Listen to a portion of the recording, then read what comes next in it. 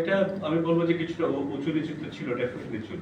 দেয়ার phases যখন আস্থার অভাব ছিল, বা দেয়ার ফেজেস যখন আমরা একটু ভালো খেলেছি এবং আমাদের আস্থাও দেখা গেছে।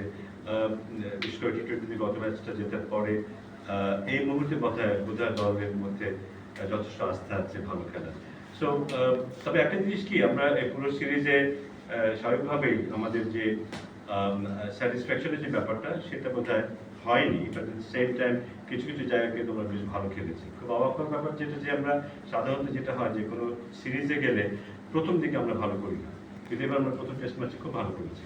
এটা খুব আমাদের জন্য আনইউজুয়াল। আবার দ্য সেম টাইম শেষের দিকে এসেও আবার আমরা এখনো নিজেদেরকে ধরে রাখতে পেরেছি, এটা একটা পজিটিভ দিক।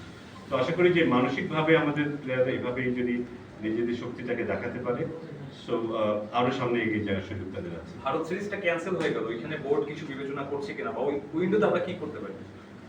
ভারত সিরিজটা ক্যান্সেল হয়ে গেল না এই মুহূর্তে, এই সময়টা হচ্ছে না, একটা অন্য সময় অলরেডি এটা সময় নির্ধারণ করা হয়েছে। এই সময়টা হচ্ছে না, অন্য একটা সময়টা নির্ধারণ করা হয়েছে। আমাদের অলরেডি আমরা একটা সিদ্ধান্ত নিয়েছি যে ওই সময়টা আমরা ইন্টারনালি কিছু ম্যাচের আয়োজন করতে পারছি না, কারণ এর আগেও আমরা করেছি যেটা জাতীয় দল এই টিমের সাথে খেলেছিল সেরকম একটা কিছু।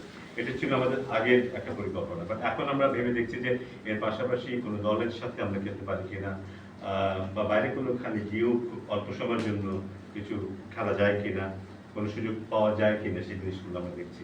এগুলো যদি না হয় তাহলে আমরা ইন্টারনেটলি হতে পারি। তো অপরচুনিটিটা কি ন্যাশনাল টিমের জন্য খোঁজা হচ্ছে, মানে ন্যাশনাল টিমে যাবে নাকি এ টিম বা এইচপি এর? না, একটা ন্যাশনাল টিমের প্রিপারেশন। ফাহিম ভাই, যেটা হচ্ছে যে আপনারা